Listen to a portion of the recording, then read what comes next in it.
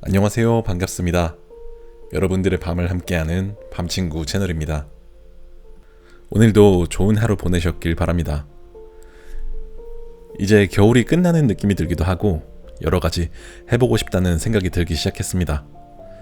저는 여행을 참 좋아하는데요. 올 봄에는 꼭 제주도를 가볼까 합니다. 제주도에서 새싹들이 돋아나는 걸 보고 있으면 그게 참 힘이 많이 되고 뭐든 시작할 수 있을 것 같은 그런 경외감 같은 감정들이 듭니다. 여러분은 봄이 오면 어떤 걸 제일 먼저 하고 싶으신가요? 오늘 준비한 책은 야나기사와 게이코 작가의 모든 생명은 아름답다 입니다. 이 책은 생명과학자인 저자가 손녀에게 들려주는 편지 형식의 글로 생명의 경이로움과 자연에 대한 깊은 통찰을 담고 있습니다. 단순히 과학적 지식을 전달하는 것을 넘어 인간과 자연의 조화로운 관계를 강조하며 독자들에게 생명에 대한 경외감을 불러일으킵니다. 이 책을 소개하기 전에 먼저 저자에 대해서 소개를 해야겠는데요. 저자인 야나기사와 게이코는 일본 도쿄 출생으로 우차노미즈 여자대학교와 컬럼비아 대학교에서 학업을 마쳤습니다. 게이오 대학교 의학부 조수와 미쓰비시 화학생명연구소 주임연구원으로 활동했으나 30세의 원인 불명의 병으로 연구를 중단하게 됩니다. 이후 30년간 병마와 싸우며 자연과 생명의 소중함을 체감했고 이를 바탕으로 여러 가지 저서를 집필했습니다. 이 책은 생명의 기원부터 성장, 죽음에 이르기까지 생명의 순환을 다룹니다. 저자는 손녀에게 보내는 편지 형식을 통해 복잡한 과학적인 개념을 쉽게 풀어내며 식물, 동물, 인간의 생명 이야기를 따뜻한 시선으로 전하고 있습니다. 또한 과학적 지식과 철학적 성찰이 이루어진 내용으로 과학에 관심 있는 독자뿐만 아니라 자연과 생명을 사랑하는 모든 사람들에게 감동을 줄 수 있을 거라고 생각합니다. 특히 손녀와의 대화를 통해 세대 간의 소통과 가치를 깨닫게 하는 점도 인상적입니다. 그럼 낭독 시작하겠습니다.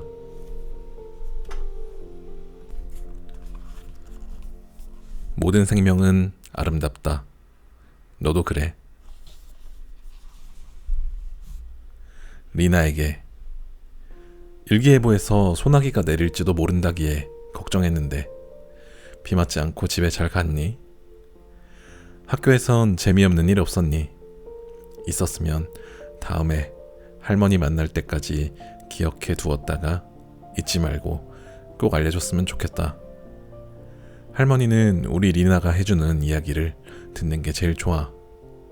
오늘은 마당을 보고 있다가 문득 너의 앙증맞던 모습이 떠올랐어. 네가 어렸을 때 일인데 아마 4살 정도 됐었을 거야. 리나는 유치원 가야 하니까 얼른 자 하고 네 엄마가 불에 눕혔지. 리나의 엄마랑 아빠는 차를 마시며 텔레비전을 보고 있었단다. 그런데 너는 왠지 정말 잠들어 버리면 굉장히 손해볼 것 같았나 봐. 몇 번이나 엄마를 찾았어. 엄마, 등이 가려워. 엄마, 목말라. 물 줘. 그렇게 한참 엄마를 불러대다가 미천이 떨어졌지. 한동안 생각에 잠겨 있더니 넌 이렇게 말했단다. 엄마, 리나 눈은 감아도 금방 떠지거든? 어떻게 해야 다쳐? 참 이상하지. 눈꺼풀이 차고의 자동문처럼 혼자 올라가진 않는데 말이야. 살짝 눈을 감아봐. 눈을 떠야겠다고 생각하지 않으면 눈꺼풀은 올라가지 않아. 눈꺼풀처럼 자기가 그렇게 하자고 생각했을 때에만 움직이는 근육을 수익근이라고 해. 심장이나 위장의 근육처럼 그 사람의 생각과 관계없이 움직이는 근육은 불수익근이라고 한단다. 잠을 잔다는 것은 참 신기한 현상이라고 생각하지 않니? 죽은 것과는 달리 다음 날엔 꼭 눈을 뜨잖아. 자는 동안에는 의식이 없지. 그래서 무슨 일이 일어나도 잠에서 깨지 않으면 몰라. 옛날부터 잠에 대해 연구하는 사람은 많은데 그 비밀을 밝혀내는 게 꽤 어려운가 봐. 동물도 사람처럼 잠을 자. 개도 고양이도 모두 잠을 자. 그럼 개구리와 악어는 어떨까? 이런 동물도 오랫동안 움직이지 않고 가만히 있을 때가 있으니까 아마 그럴 때 잠을 잘 거야. 그런데 왜 모두 잠을 잘까? 며칠씩 잠을 못 자면 사람은 정신이 이상해진대. 꼭 잠을 자야 하는 존재인 거야. 사람은 잠을 자는 동안 기억을 정리하거나 그날 일어났던 일을 마치 비디오에 빨리 돌리기처럼 재생해서 중요한 것만 모은다고 말하는 연구가도 있어. 잠을 안 자면 정신적으로 이상해진다고 하니 역시 잠은 신경의 휴식을 위해서 꼭 필요하겠지.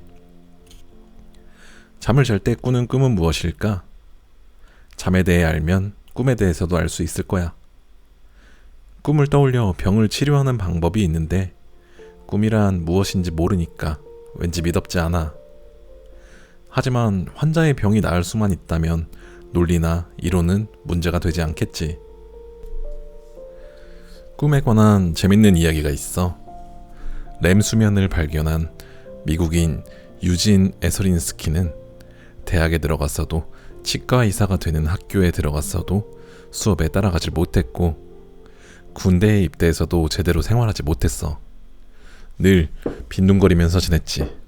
그때 시카고 대학의 너세니얼 클라이트먼 신경생리학 교수가 그를 심리학 대학원 학생으로 받아줬어. 대학원이니까 뭔가 연구를 하지 않으면 안 돼. 대학원에서 유진은 누가 봐도 괴이하다 싶은 실험을 시작했어. 그는 사람이 잠을 잘 때 눈동자가 움직이는지 어떤지 연구하고 싶다고 한 거야. 보통 사람은 거의 신경 쓰지 않는 문제잖아.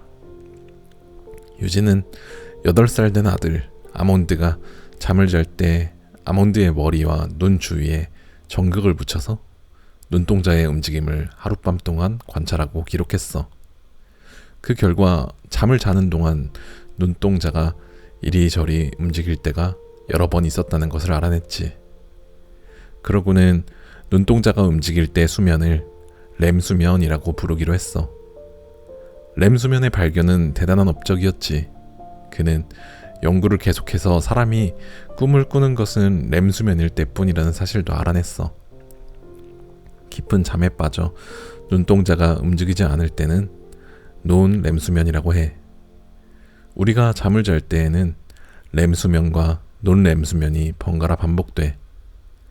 8시간 잠을 자는 사람은 그동안 렘수면이 4번에서 5번 반복되고 그때 꿈을 꾸게 되지.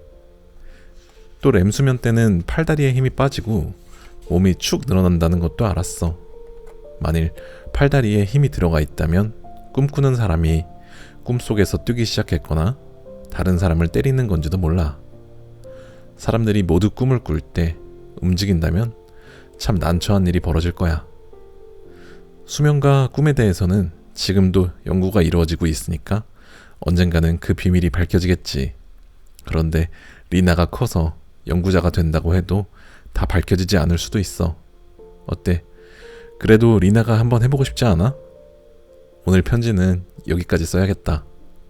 학교에서 돌아오면 리나는 뭘 하니? 소설책을 많이 읽기를. 하지만 눈을 소중히 해야 해. 가끔 나무를 보거나 눈 주위를 손가락으로 살살 눌러서 눈을 쉬게 해주는 것도 좋아.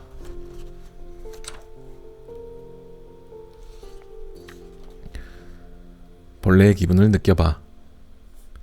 리나야, 오늘도 잘 지냈니? 혹시 리나는 벌레의 기분을 느껴본 적 있니? 할머니 방 창문에서 잘 보이는 곳에 매화나무 한 그루가 있는데 너도 알 거야. 그 잎사귀 한 장을 벌레가 갉아먹었지 뭐야. 그래서 잎 한가운데 커다란 구멍이 뚫렸어. 벌레가 잎사귀를 갉아먹는 장면을 할머니가 본 건 아니지만 벌레가 잎사귀를 먹을 때는 어떤 기분일까 하고 가끔 생각하곤 해.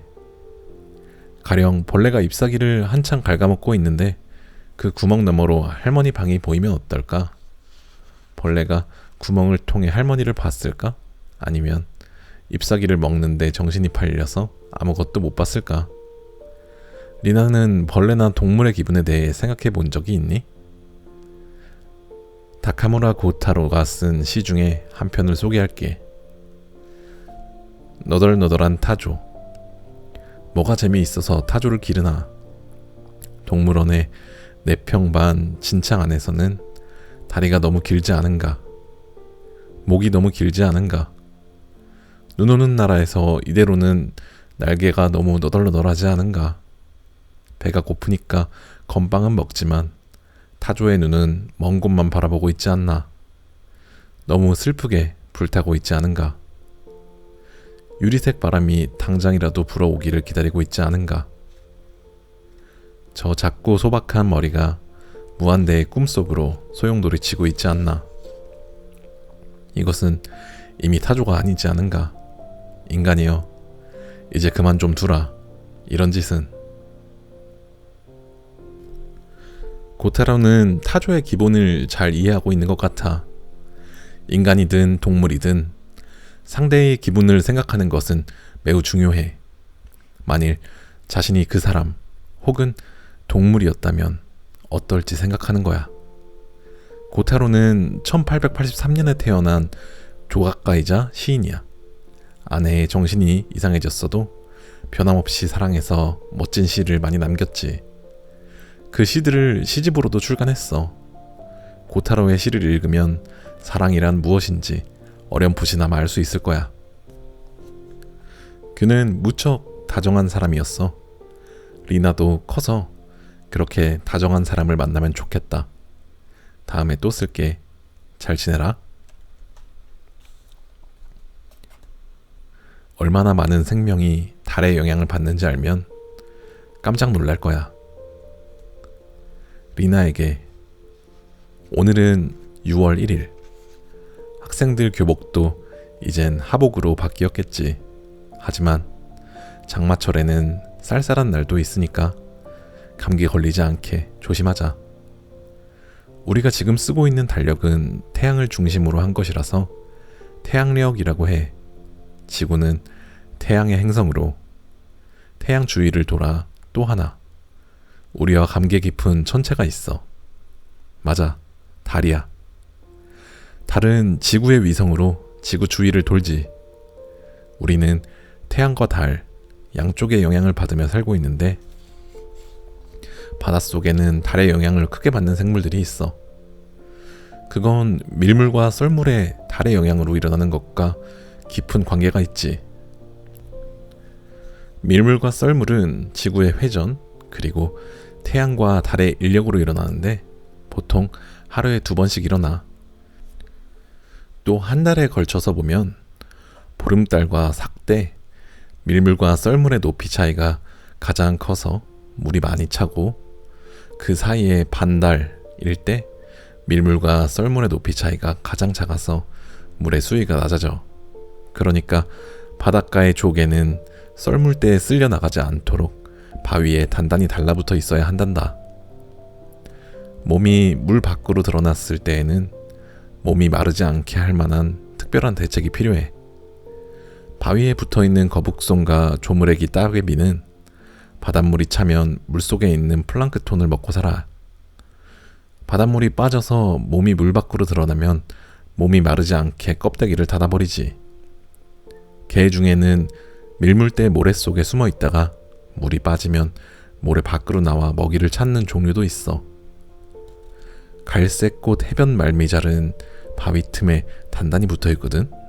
바닷물이 빠졌을 때에는 바위 틈에 몸을 감추고 표면에는 조개 껍데기 등을 얹어서 눈에 띄지 않게 하지. 물이 차면 바위 틈에서 바위 표면으로 몸을 쭉 펴고 수많은 촉수를 흔들어서 작은 물고기를 유인해 중앙에 있는 입으로 물고기를 잡아먹는단다.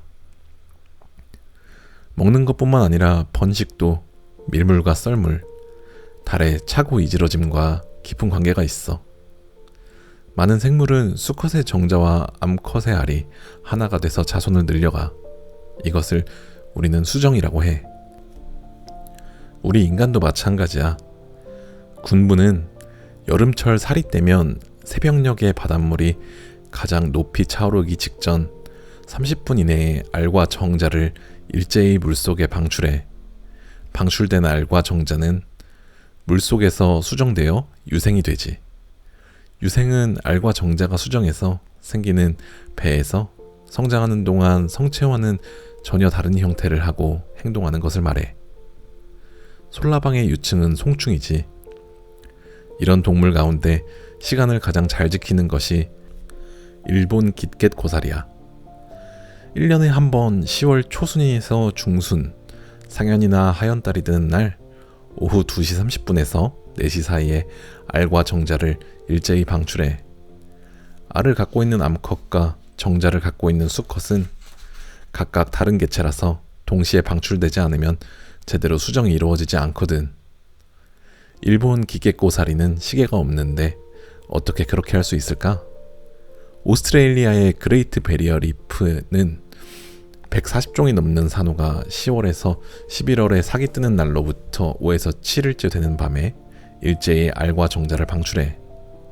남반구에 있는 이 지역에서는 이때가 봄이야. 번식에 적당한 수온이 되는 시기라서 많은 종류의 산호가 일제히 산란을 하는 거란다. 그런데 140종이나 되는 산호의 정자와 알은 어떻게 상대를 찾을까? 궁금하지 않니? 이럴 때 바닷물 색깔은 어떻게 변하는지 보고 싶지 않아? 리나도 자연현상에서 떠올리게 되는 물음표를 소중하게 여기는 사람이 되었으면 좋겠다. 그러면 세상이 훨씬 아름답게 느껴질 거야.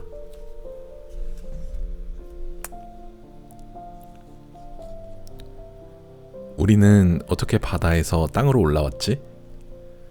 리나에게 요즘 매일 비가 와서 학교 다니기 힘들지? 그런데 지구가 막 생겼을 무렵에는 더 강한 비가 몇만 년 동안이나 계속 내렸어. 할머니는 비가 오면 늘 신기하게 생각하는 게 있어.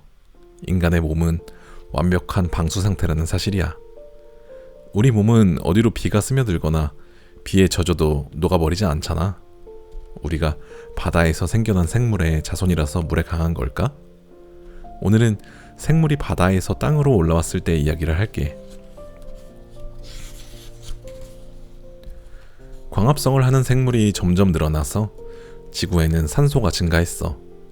지금으로부터 약 4억 년 전에는 산소가 증가해서 현재의 10분의 1 정도가 됐지.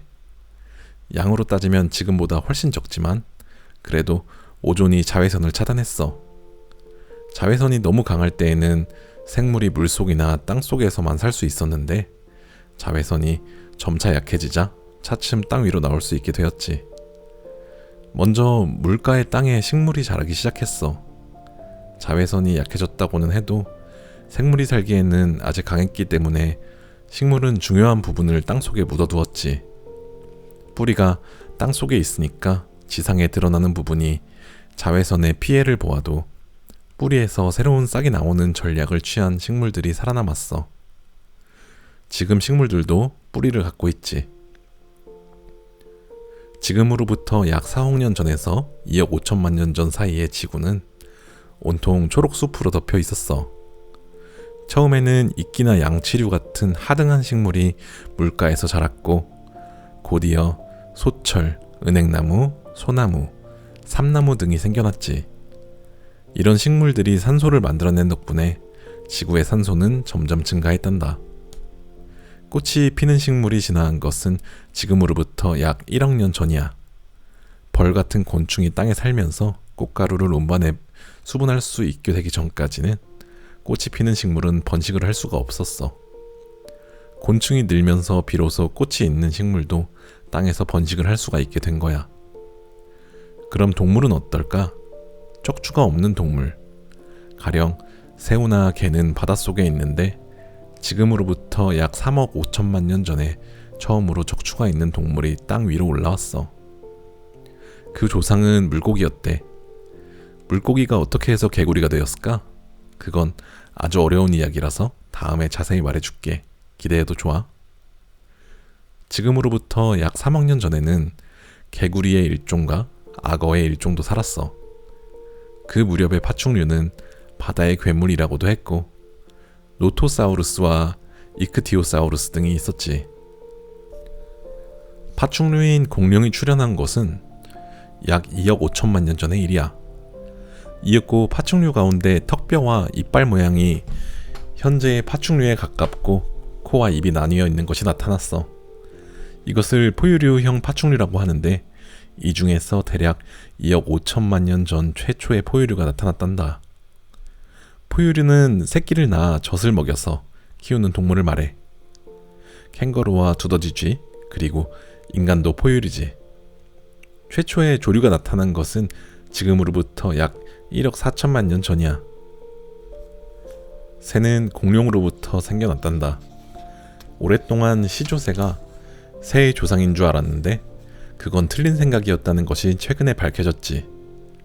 오늘 이야기는 여기까지야. 장마철에는 식중독에 걸리기 쉬우니까 늘 조심해야 한다. 할머니가 어렸을 때에는 냉장고가 없어서 음식이 오래되어 상했는지 어쩐지 늘 신경 써야만 했어. 그래서 우리 세대는 상한 음식을 확인하는 방법을 어릴 때부터 저절로 익히게 됐단다. 다음에 놀러오면 오래된 생선이나 햄, 어묵, 팥소가 들어간 과자를 가려내는 방법을 할머니가 알려줄게. 할머니의 지혜주머니에서 몰래 꺼내서 잘 지내. 다음에 또 쓸게. 인류는 어떻게 해서 생겨났을까? 리나에게. 인간이 어떻게 생겨났는지에 관해서는 아직 밝혀지지 않은 부분도 있어. 그런데 지금으로부터 약 500만 년 전에 아프리카에 있었던 유인원으로부터 인류가 생겨났다고 생각하는 사람이 많은 것 같아. 인간은 2발로 걷는데 침팬지는 4발로 걷는다는 것이 인류와 침팬지의 차이지. 지금으로부터 대략 1500만 년 전쯤에 아프리카를 중심으로 커다란 지각 변동이 일어났어. 이게 바로 대지진이야. 홍해부터 에티오피아, 케냐, 탄자니아, 모잠비크를 잇는 대륙의 동부지하에서 지각의 분단이 일어나 에티오피아와 케냐의 지면이 융기하고 그로 인해 높이 2700m가 넘는 대산맥이 출현했지. 지도에서 한번 찾아보렴. 그 전까지는 서쪽에서 동쪽으로 흐르던 기류가 이 대산맥에 부딪혀 서쪽 지역에 비를 뿌리고 산맥의 동쪽 지역에는 비가 내리지 않게 되었어. 동쪽은 비가 적게 내리니까 숲의 나무들이 말라버렸지. 산맥의 서쪽은 물이 풍부해서 숲의 나무들도 잘 자랐단다. 유인원은 풍요로운 숲에서 나무 위 생활을 계속했단다. 산맥의 동쪽에 있었던 유인원 가운데 2발로 걸을 수 있는 종류는 수목이 적은 곳에서 이족보행으로 살아남았어. 그 자손이 바로 인간이야. 4발로 걷기보다는 2발로 걷는 것이 빠르지. 유인원으로부터 갈라져 나온 인류는 이족보행 덕분에 먹을거리를 모을 수 있었어. 약 500만 년 전 인류의 조상은 300명 정도 그룹을 지어 자신들의 광대한 영역 안에서 협력해 먹을거리를 찾았어. 잘 때에는 가파른 절벽이나 작은 숲에서 잤던 것 같아. 우리와 동종인 인류가 나타난 것은 지금으로부터 약 20만 년 전이라고 해. 그 인류가 어디서 생겨났는지는 정확히 모르지만 지금까지는 아프리카에서 탄생했다고 생각하는 연구자가 많아. 아직 원숭이의 성질을 남겨둔 우리의 조상이 아프리카 초원에서 어떤 생활을 했을 것 같니? 무리 중에서는 어른 암컷과 새끼가 많고 어른 수컷은 조금밖에 없었어. 강한 수컷이 무리에 남고 나머지 수컷은 무리를 떠나서 살았대. 어떻게 해서 인간의 인종은 새 종류가 됐을까? 그건 할머니도 몰라. 인류는 대이동을 반복해 지구 여러 곳에 정착해서 차츰 증가했지. 약 38억 년 전부터 생명은 이어졌고 인류도 생겨났어. 리나도 그동안 계속해서 복사된 DNA를 몸 안에 갖고 있단다. 38억 년 동안 써내려온 생명의 편지의 사본을 우리 몸에 지니고 있는 거야. 그런 리나가 대단한 존재라고 생각되지 않니? 네 친구들도 모두 그런 생명의 편지를 갖고 있어. 자, 드디어 우리가 사는 시대에 다다랐어. 우리는 이런 역사를 갖고 있는 거야.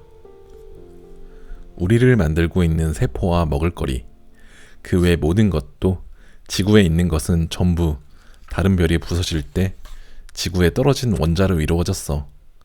우리는 별의 조각이야. 별의 조각을 먹고 별의 조각을 입고 살지.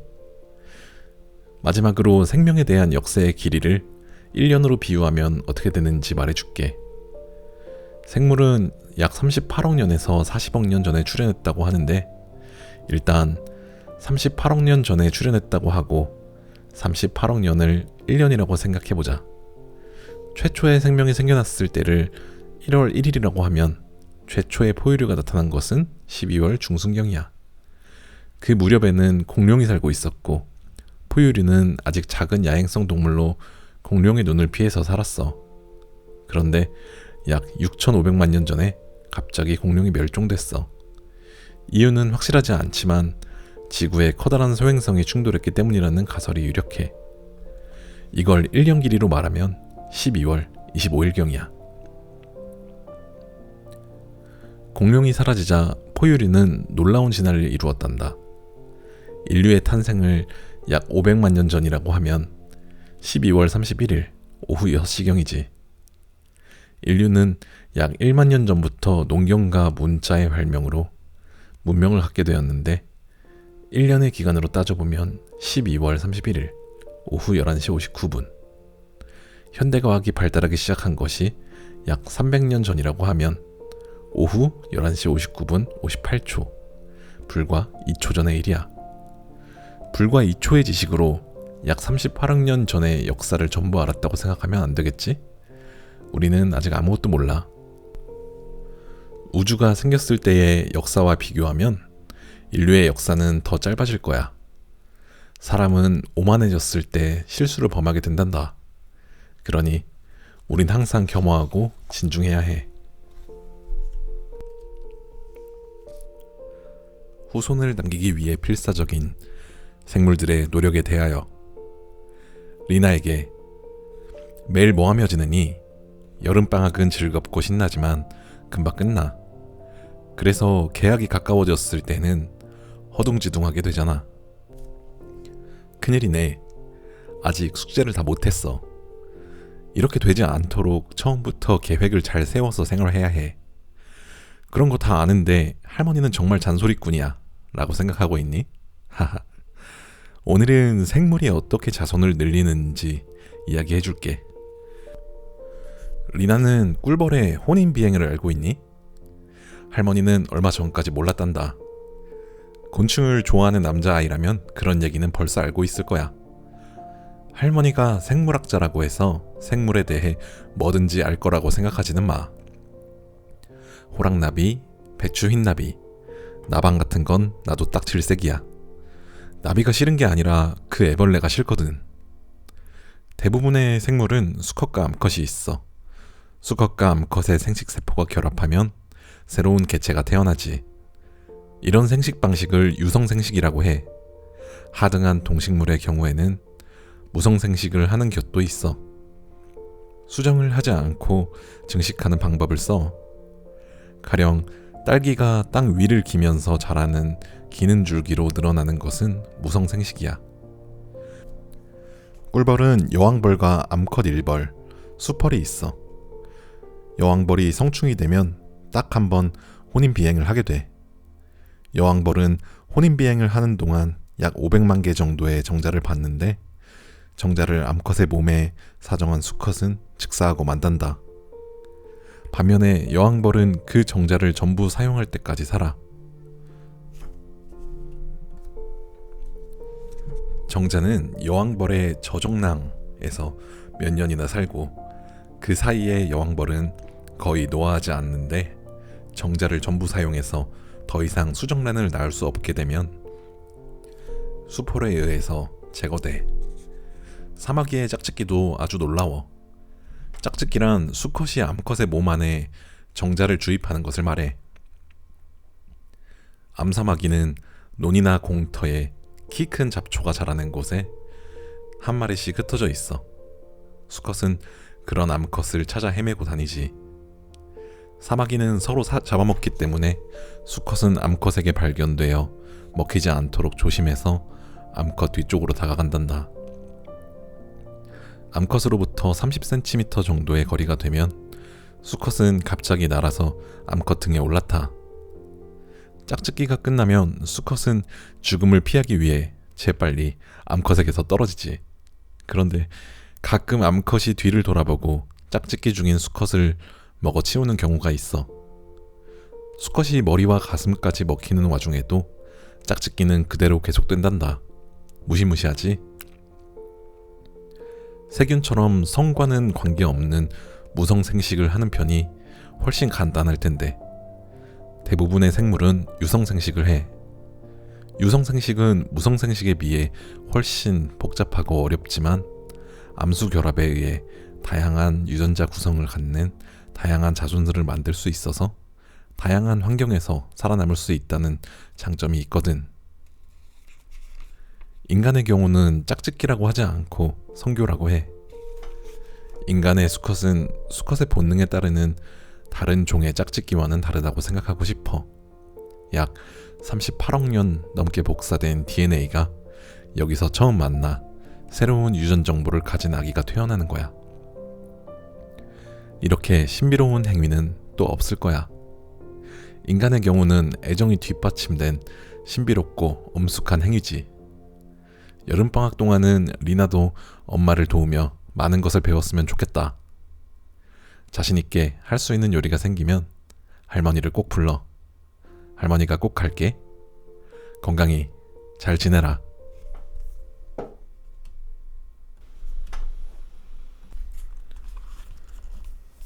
모든 생명은 아름답다. 너도 그래. 리나에게. 일기예보에서 소나기가 내릴지도 모른다기에 걱정했는데 비 맞지 않고 집에 잘 갔니? 학교에선 재미없는 일 없었니? 있었으면 다음에 할머니 만날 때까지 기억해 두었다가 잊지 말고 꼭 알려줬으면 좋겠다. 할머니는 우리 리나가 해주는 이야기를 듣는 게 제일 좋아. 오늘은 마당을 보고 있다가 문득 너의 앙증맞던 모습이 떠올랐어. 네가 어렸을 때 일인데 아마 4살 정도 됐었을 거야. 리나는 유치원 가야 하니까 얼른 자 하고 네 엄마가 불에 눕혔지. 리나의 엄마랑 아빠는 차를 마시며 텔레비전을 보고 있었단다. 그런데 너는 왠지 정말 잠들어 버리면 굉장히 손해볼 것 같았나 봐. 몇 번이나 엄마를 찾았어. 엄마, 등이 가려워. 엄마, 목말라. 물 줘. 그렇게 한참 엄마를 불러대다가 미천이 떨어졌지. 한동안 생각에 잠겨 있더니 넌 이렇게 말했단다. 엄마, 리나 눈은 감아도 금방 떠지거든? 어떻게 해야 다쳐? 참 이상하지. 눈꺼풀이 차고의 자동문처럼 혼자 올라가진 않는데 말이야. 살짝 눈을 감아봐. 눈을 떠야겠다고 생각하지 않으면 눈꺼풀은 올라가지 않아. 눈꺼풀처럼 자기가 그렇게 하자고 생각했을 때에만 움직이는 근육을 수익근이라고 해. 심장이나 위장의 근육처럼 그 사람의 생각과 관계없이 움직이는 근육은 불수익근이라고 한단다. 잠을 잔다는 것은 참 신기한 현상이라고 생각하지 않니? 죽은 것과는 달리 다음 날엔 꼭 눈을 뜨잖아. 자는 동안에는 의식이 없지. 그래서 무슨 일이 일어나도 잠에서 깨지 않으면 몰라. 옛날부터 잠에 대해 연구하는 사람은 많은데 그 비밀을 밝혀내는 게 꽤 어려운가 봐. 동물도 사람처럼 잠을 자. 개도 고양이도 모두 잠을 자. 그럼 개구리와 악어는 어떨까? 이런 동물도 오랫동안 움직이지 않고 가만히 있을 때가 있으니까 아마 그럴 때 잠을 잘 거야. 그런데 왜 모두 잠을 잘까? 며칠씩 잠을 못 자면 사람은 정신이 이상해진대. 꼭 잠을 자야 하는 존재인 거야. 사람은 잠을 자는 동안 기억을 정리하거나 그날 일어났던 일을 마치 비디오에 빨리 돌리기처럼 재생해서 중요한 것만 모은다고 말하는 연구가도 있어. 잠을 안 자면 정신적으로 이상해진다고 하니 역시 잠은 신경의 휴식을 위해서 꼭 필요하겠지. 잠을 잘 때 꾸는 꿈은 무엇일까? 잠에 대해 알면 꿈에 대해서도 알 수 있을 거야. 꿈을 떠올려 병을 치료하는 방법이 있는데 꿈이란 무엇인지 모르니까 왠지 믿업지 않아. 하지만 환자의 병이 나을 수만 있다면 논리나 이론은 문제가 되지 않겠지. 꿈에 관한 재밌는 이야기가 있어.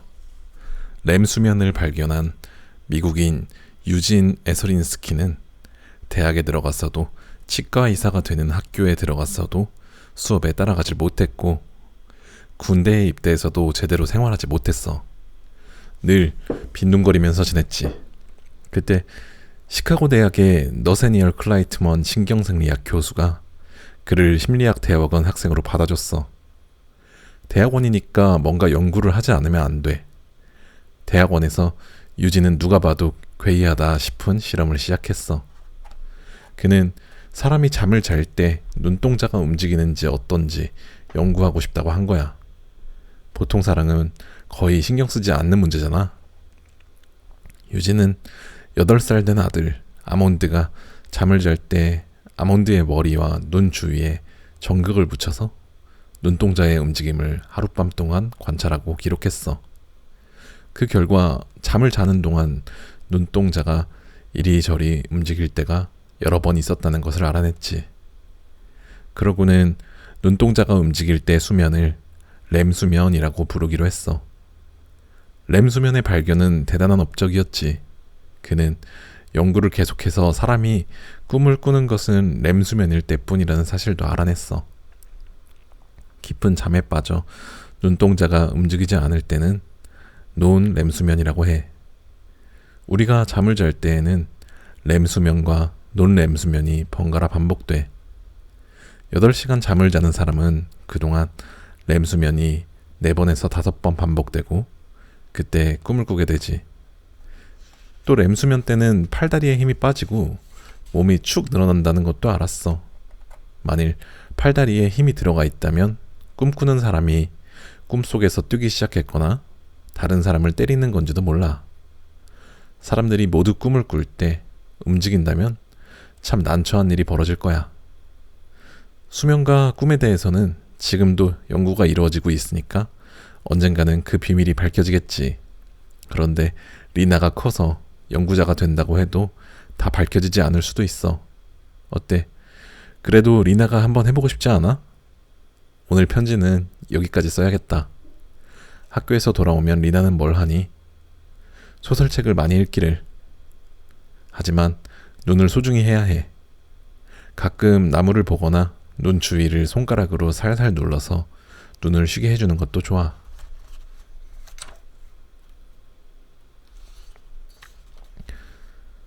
벌레의 기분을 느껴봐. 리나야, 오늘도 잘 지냈니? 혹시 리나는 벌레의 기분을 느껴본 적 있니? 할머니 방 창문에서 잘 보이는 곳에 매화나무 한 그루가 있는데 너도 알 거야. 그 잎사귀 한 장을 벌레가 갉아먹었지 뭐야. 그래서 잎 한가운데 커다란 구멍이 뚫렸어. 벌레가 잎사귀를 갉아먹는 장면을 할머니가 본 건 아니지만 벌레가 잎사귀를 먹을 때는 어떤 기분일까 하고 가끔 생각하곤 해. 가령 벌레가 잎사귀를 한창 갉아먹고 있는데 그 구멍 너머로 할머니 방이 보이면 어떨까?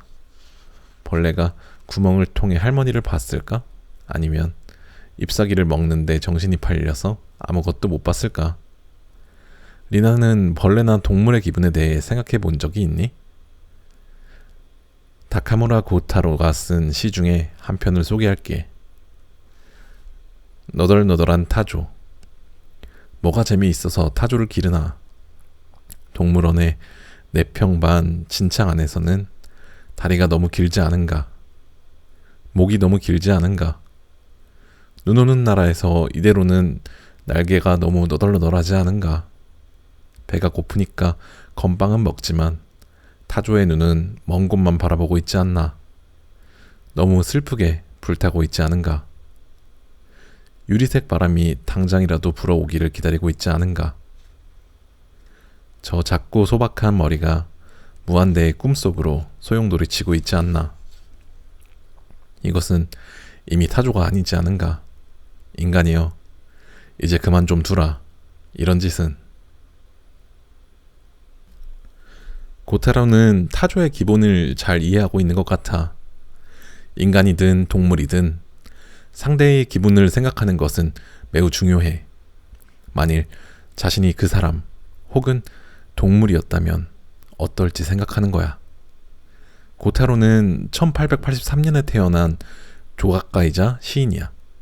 아내의 정신이 이상해졌어도 변함없이 사랑해서 멋진 시를 많이 남겼지. 그 시들을 시집으로도 출간했어. 고타로의 시를 읽으면 사랑이란 무엇인지 어렴풋이나마 알 수 있을 거야. 그는 무척 다정한 사람이었어. 리나도 커서 그렇게 다정한 사람을 만나면 좋겠다. 다음에 또 쓸게. 잘 지내라. 얼마나 많은 생명이 달의 영향을 받는지 알면 깜짝 놀랄 거야. 리나에게. 오늘은 6월 1일. 학생들 교복도 이젠 하복으로 바뀌었겠지. 하지만 장마철에는 쌀쌀한 날도 있으니까 감기 걸리지 않게 조심하자. 우리가 지금 쓰고 있는 달력은 태양을 중심으로 한 것이라서 태양력이라고 해. 지구는 태양의 행성으로 태양 주위를 돌아 또 하나 우리와 감개 깊은 천체가 있어. 맞아, 달이야. 달은 지구의 위성으로 지구 주위를 돌지. 우리는 태양과 달 양쪽의 영향을 받으며 살고 있는데 바닷속에는 달의 영향을 크게 받는 생물들이 있어. 그건 밀물과 썰물의 달의 영향으로 일어나는 것과 깊은 관계가 있지. 밀물과 썰물은 지구의 회전 그리고 태양과 달의 인력으로 일어나는데 보통 하루에 2번씩 일어나. 또 한 달에 걸쳐서 보면 보름달과 삭때 밀물과 썰물의 높이 차이가 가장 커서 물이 많이 차고 그 사이에 반달일 때 밀물과 썰물의 높이 차이가 가장 작아서 물의 수위가 낮아져. 그러니까 바닷가의 조개는 썰물대에 쓸려 나가지 않도록 바위에 단단히 달라붙어 있어야 한단다. 몸이 물 밖으로 드러났을 때에는 몸이 마르지 않게 할 만한 특별한 대책이 필요해. 바위에 붙어있는 거북손과 조물애기 따개비는 바닷물이 차면 물속에 있는 플랑크톤을 먹고 살아.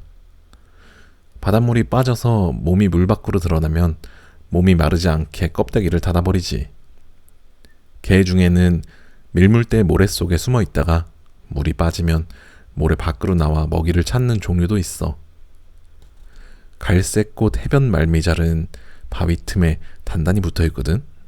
바닷물이 빠졌을 때에는 바위 틈에 몸을 감추고 표면에는 조개 껍데기 등을 얹어서 눈에 띄지 않게 하지.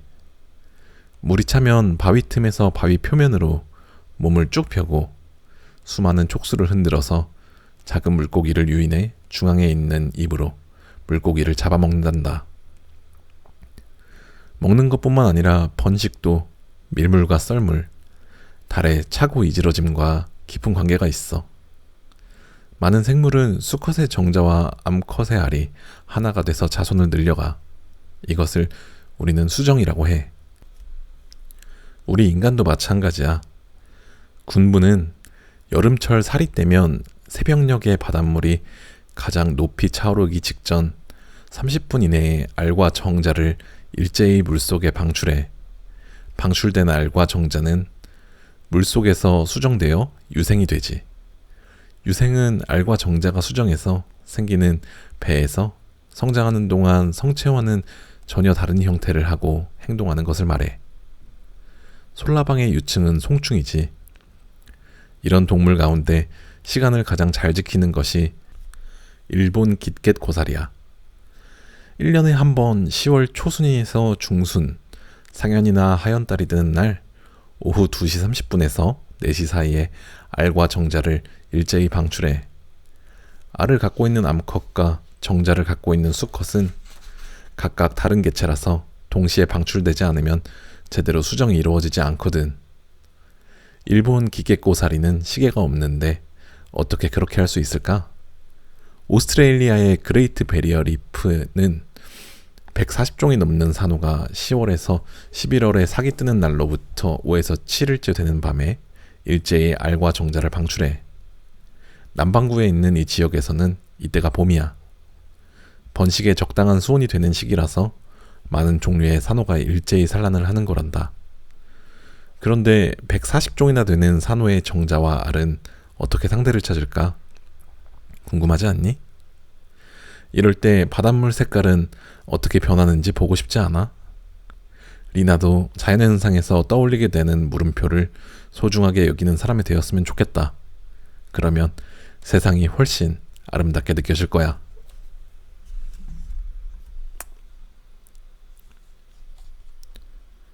우리는 어떻게 바다에서 땅으로 올라왔지? 리나에게 요즘 매일 비가 와서 학교 다니기 힘들지? 그런데 지구가 막 생겼을 무렵에는 더 강한 비가 몇만 년 동안이나 계속 내렸어. 할머니는 비가 오면 늘 신기하게 생각하는 게 있어. 인간의 몸은 완벽한 방수 상태라는 사실이야.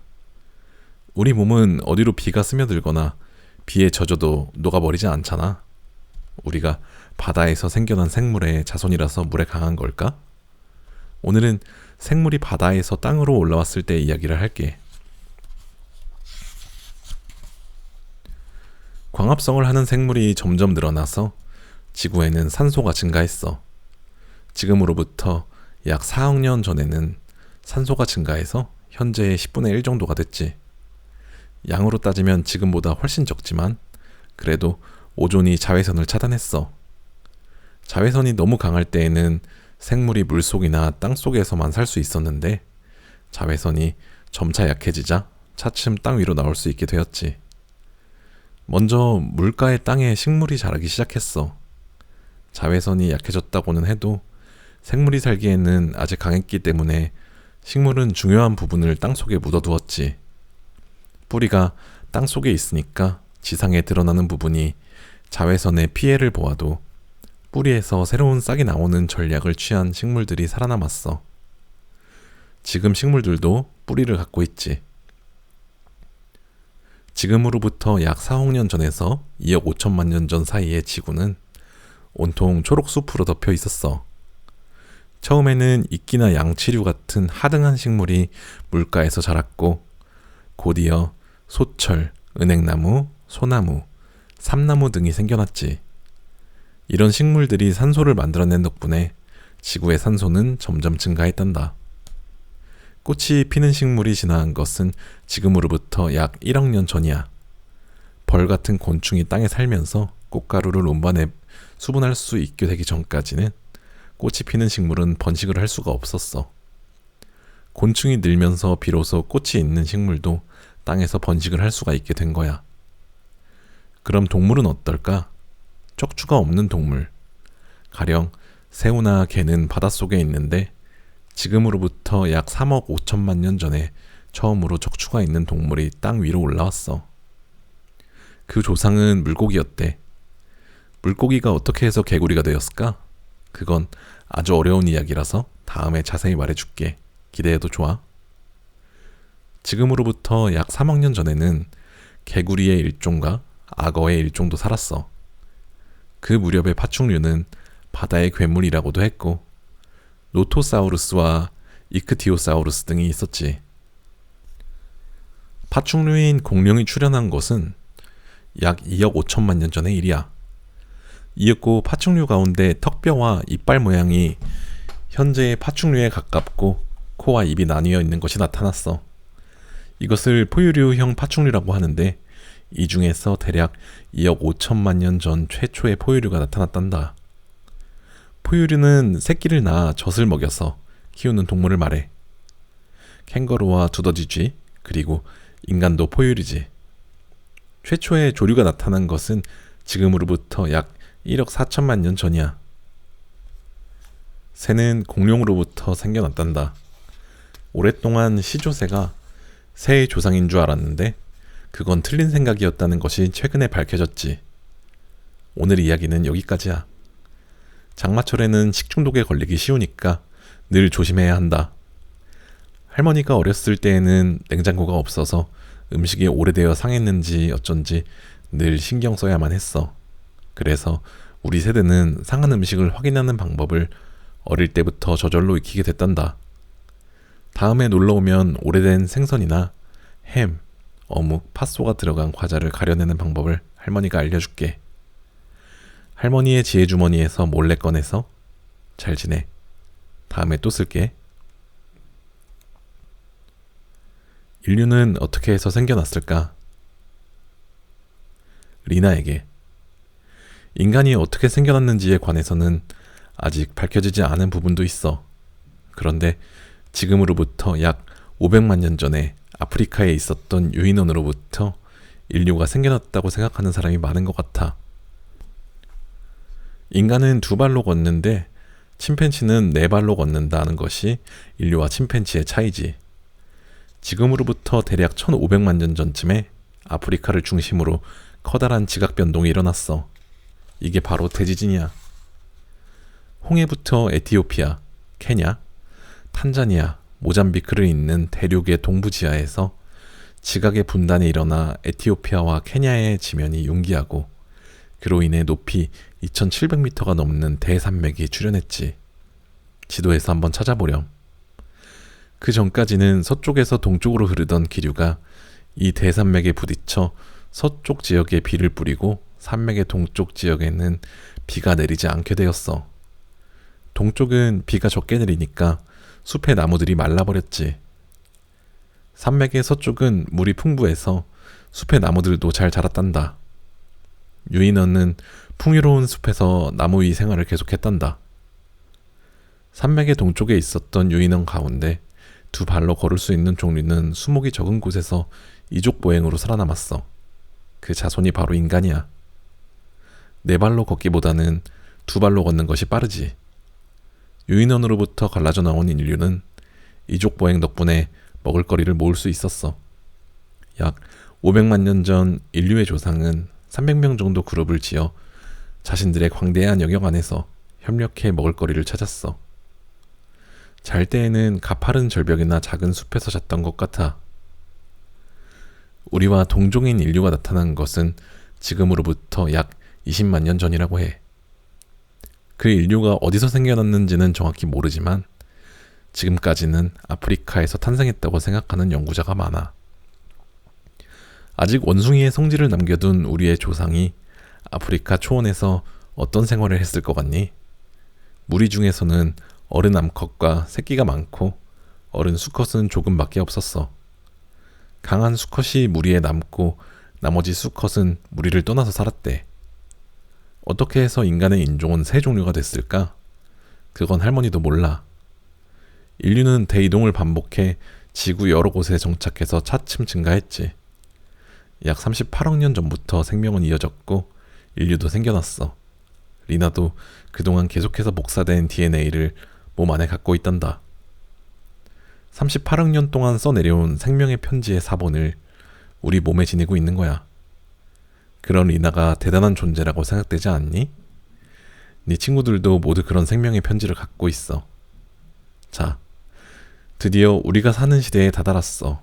우리는 이런 역사를 갖고 있는 거야. 우리를 만들고 있는 세포와 먹을거리, 그 외 모든 것도 지구에 있는 것은 전부 다른 별이 부서질 때 지구에 떨어진 원자로 이루어졌어. 우리는 별의 조각이야. 별의 조각을 먹고 별의 조각을 입고 살지. 마지막으로 생명에 대한 역사의 길이를 1년으로 비유하면 어떻게 되는지 말해줄게. 생물은 약 38억 년에서 40억 년 전에 출현했다고 하는데 일단 38억 년 전에 출현했다고 하고 38억 년을 1년이라고 생각해보자. 최초의 생명이 생겨났을 때를 1월 1일이라고 하면 최초의 포유류가 나타난 것은 12월 중순경이야. 그 무렵에는 공룡이 살고 있었고 포유류는 아직 작은 야행성 동물로 공룡의 눈을 피해서 살았어. 그런데 약 6,500만 년 전에 갑자기 공룡이 멸종됐어. 이유는 확실하지 않지만 지구의 커다란 소행성이 충돌했기 때문이라는 가설이 유력해. 이걸 1년 길이로 말하면 12월 25일경이야. 공룡이 사라지자 포유류는 놀라운 진화를 이루었단다. 인류의 탄생을 약 500만 년 전이라고 하면 12월 31일 오후 6시경이지. 인류는 약 1만 년 전부터 농경과 문자의 발명으로 문명을 갖게 되었는데 1년의 기간으로 따져보면 12월 31일 오후 11시 59분. 현대과학이 발달하기 시작한 것이 약 300년 전이라고 하면 오후 11시 59분 58초. 불과 2초 전의 일이야. 불과 2초의 지식으로 약 38억 년 전의 역사를 전부 알았다고 생각하면 안 되겠지? 우리는 아직 아무것도 몰라. 우주가 생겼을 때의 역사와 비교하면 인류의 역사는 더 짧아질 거야. 사람은 오만해졌을 때 실수를 범하게 된단다. 그러니 우린 항상 겸허하고 진중해야 해.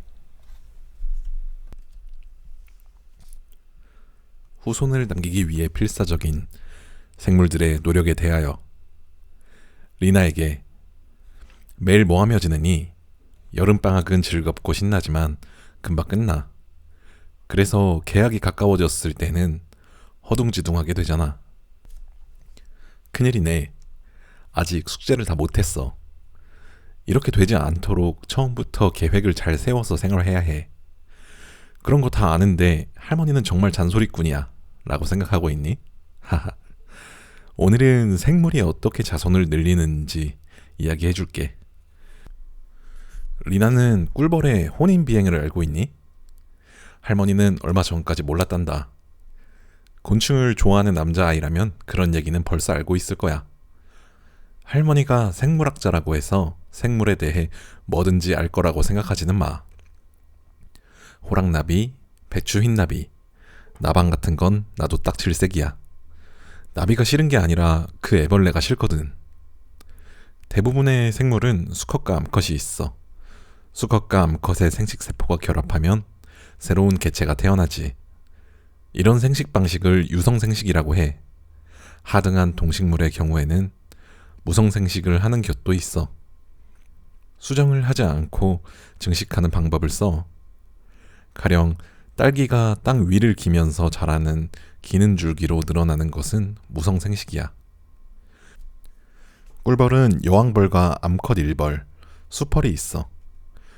여왕벌이 성충이 되면 딱 한 번 혼인비행을 하게 돼. 여왕벌은 혼인비행을 하는 동안 약 500만 개 정도의 정자를 받는데 정자를 암컷의 몸에 사정한 수컷은 직사하고 만단다. 반면에 여왕벌은 그 정자를 전부 사용할 때까지 살아. 정자는 여왕벌의 저정낭에서 몇 년이나 살고 그 사이에 여왕벌은 거의 노화하지 않는데 정자를 전부 사용해서 더 이상 수정란을 낳을 수 없게 되면 수포에 의해서 제거돼. 사마귀의 짝짓기도 아주 놀라워. 짝짓기란 수컷이 암컷의 몸 안에 정자를 주입하는 것을 말해. 암사마귀는 논이나 공터에 키 큰 잡초가 자라는 곳에 한 마리씩 흩어져 있어. 수컷은 그런 암컷을 찾아 헤매고 다니지. 사마귀는 서로 잡아먹기 때문에 수컷은 암컷에게 발견되어 먹히지 않도록 조심해서 암컷 뒤쪽으로 다가간단다. 암컷으로부터 30cm 정도의 거리가 되면 수컷은 갑자기 날아서 암컷 등에 올라타. 짝짓기가 끝나면 수컷은 죽음을 피하기 위해 재빨리 암컷에게서 떨어지지. 그런데 가끔 암컷이 뒤를 돌아보고 짝짓기 중인 수컷을 먹어치우는 경우가 있어. 수컷이 머리와 가슴까지 먹히는 와중에도 짝짓기는 그대로 계속된단다. 무시무시하지? 세균처럼 성과는 관계없는 무성생식을 하는 편이 훨씬 간단할 텐데 대부분의 생물은 유성생식을 해. 유성생식은 무성생식에 비해 훨씬 복잡하고 어렵지만 암수결합에 의해 다양한 유전자 구성을 갖는 다양한 자손들을 만들 수 있어서 다양한 환경에서 살아남을 수 있다는 장점이 있거든. 인간의 경우는 짝짓기라고 하지 않고 성교라고 해. 인간의 수컷은 수컷의 본능에 따르는 다른 종의 짝짓기와는 다르다고 생각하고 싶어. 약 38억 년 넘게 복사된 DNA가 여기서 처음 만나 새로운 유전 정보를 가진 아기가 태어나는 거야. 이렇게 신비로운 행위는 또 없을 거야. 인간의 경우는 애정이 뒷받침된 신비롭고 엄숙한 행위지. 여름방학 동안은 리나도 엄마를 도우며 많은 것을 배웠으면 좋겠다. 자신있게 할 수 있는 요리가 생기면 할머니를 꼭 불러. 할머니가 꼭 갈게. 건강히 잘 지내라.